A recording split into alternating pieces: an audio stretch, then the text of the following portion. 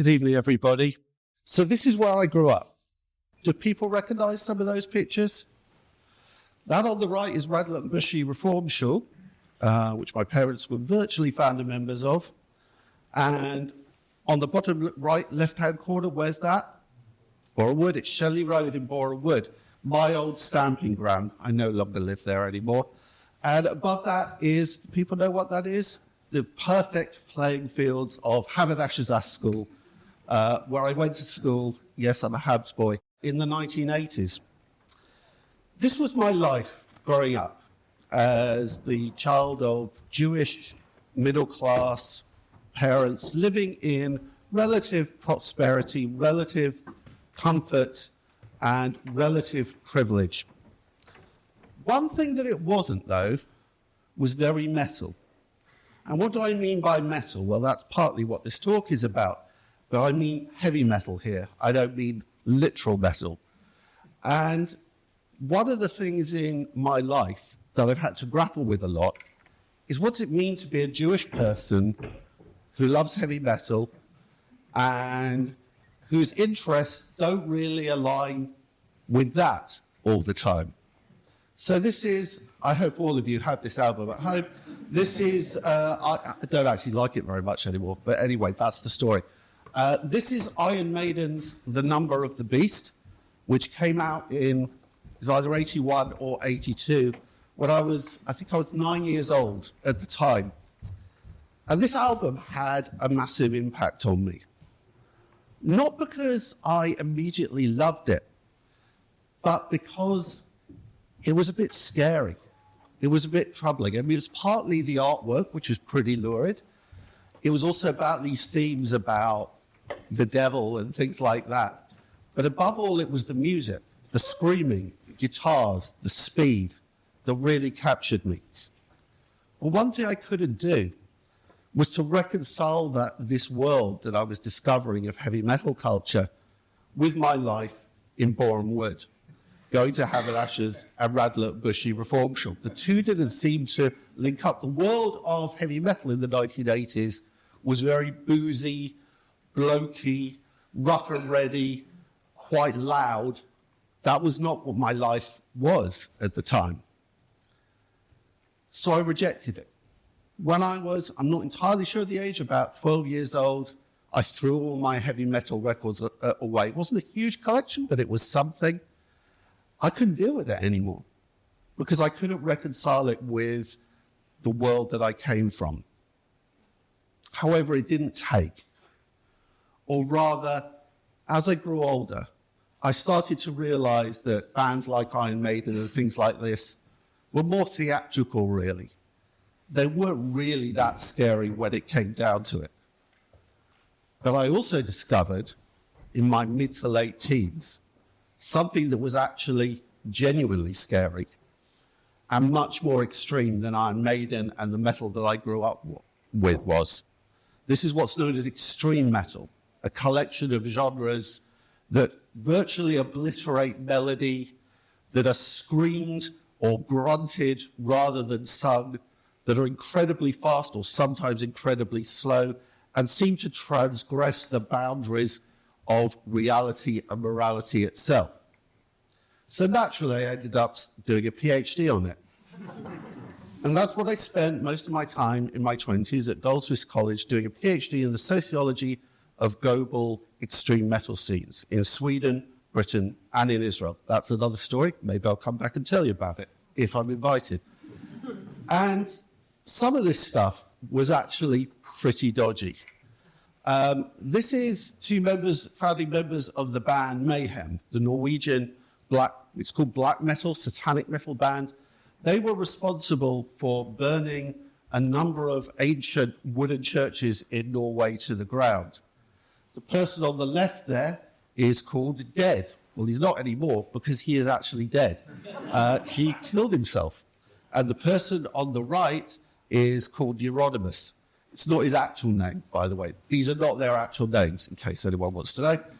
Who was killed by a fellow band member. This was quite an extreme subculture. And I was a bit intimidated by it when I realized that this sort of stuff went on. However, something similar actually happened to what happened in my teens.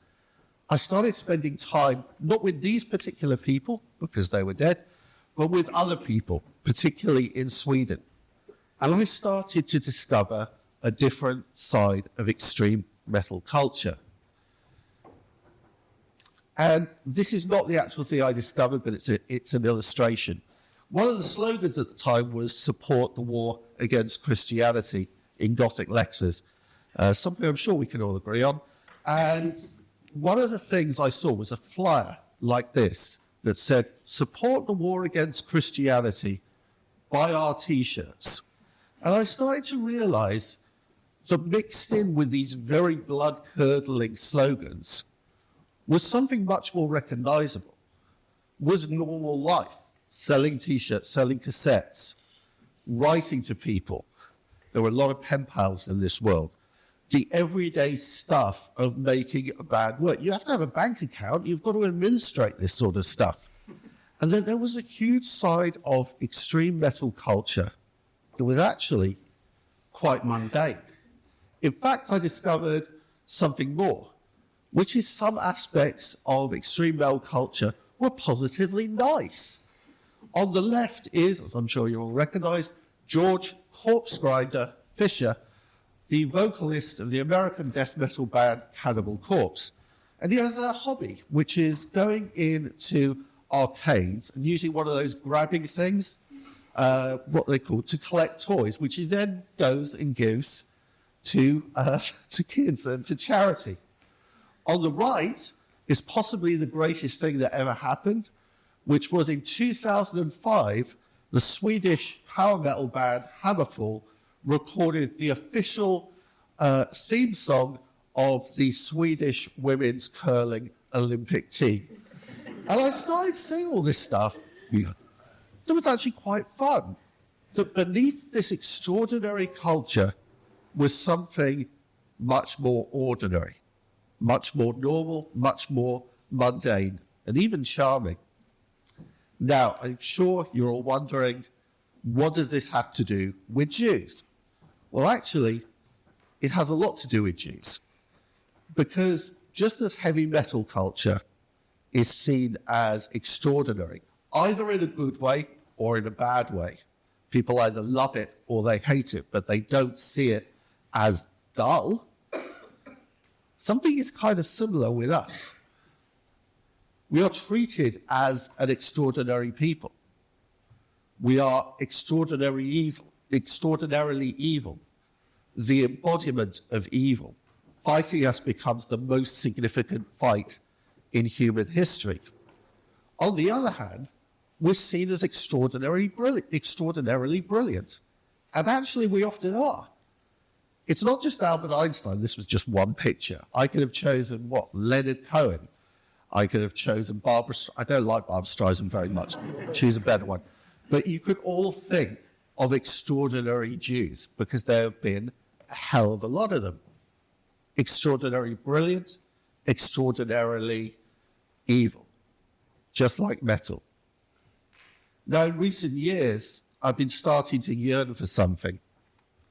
I've been starting to yearn to become a Bulgarian Orthodox Christian, as I'm sure we all do.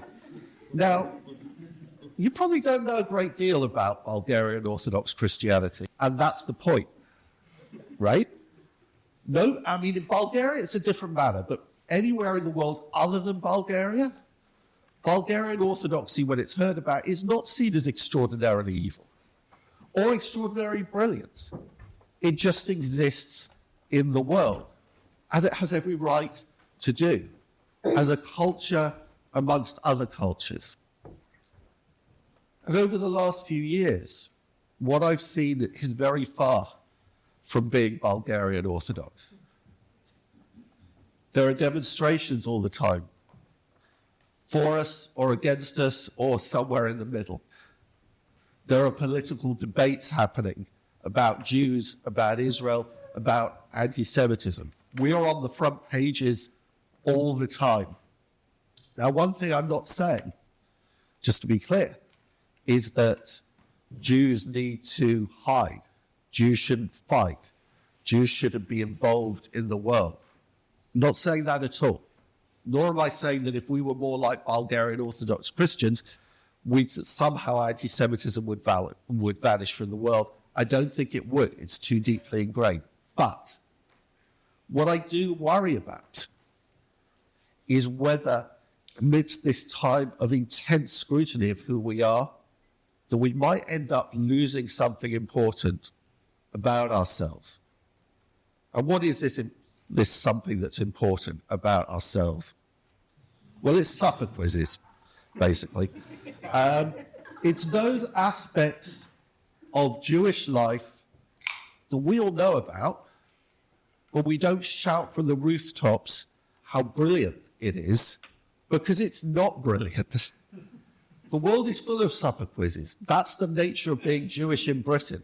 By the way, anyone who spent time in America would know, Jews who spent time in America, I'm sure you know, is that if you mention supper quizzes, which I did in a talk in America a year or two ago, they'll go, what? What are you talking about? It's a great British institution. We're also a people that is, shock horror, capable of stunning mediocrity. And Polwyn, right? You'd think that Jews would celebrate the Sabbath with the finest wines available to humanity. No, we celebrate it with a wine from uncertain origins that is named after a bus route. We also produce, and this is the controversial bit, we also produce musical geniuses, but we also produce the Maccabees. This is the stuff the world knows nothing of. The secret that we're hiding is that actually sometimes Jewish music is a bit crap. And this is what allows us to retain a sense of our humanity. And this is what I do in my book, Everyday Jews. That's the only plug you're going to get. But what I will say is at my book launch, I tried to bring together a celebration of Jewish mediocrity and not very goodness. And that included an artist called Tilla Crown. Have people heard of Tilla Crown? She's a brilliant artist. She curated, at my suggestion, the Museum of Crap Judaica, which included a Hanukkah made entirely out of wax, a waterproof kippah, a very small one, that was the joke, and a Seder plate with room for chocolate eggs and toast. And it was in the dark time. This was last year. It was a dark time. And this was life-affirming, a recognition of our common humanity through our common rubbishness. And also at that event, my metal and Jewish worlds kind of collided. This is a guy called Adam Sagir. He's a former metal musician, currently works doing metal PR in London, went to JFS. And at the end of my book launch, we all celebrated with a round of Adon Olam karaoke, where people were challenged to see, could you really sing Adon Olam to every tune in existence? And Adam attempted to do it to Slayer's Angel of Death, which is not usually associated with Adon Olam. It was a bit rubbish, but in a really brilliant sort of way. And then my crap Jewish life and my crap heavy metal life came together. What metal taught me is that when you look under the extraordinary, you find the ordinary, the banal, the mundane, the not very good. And that's where we find our humanity. And that is what human life is. And when we forget that, we start to forget our humanity. So my message to you today, make metal boring again, make Judaism boring again, and treasure the dull, the everyday, the not very good. Thank you very much.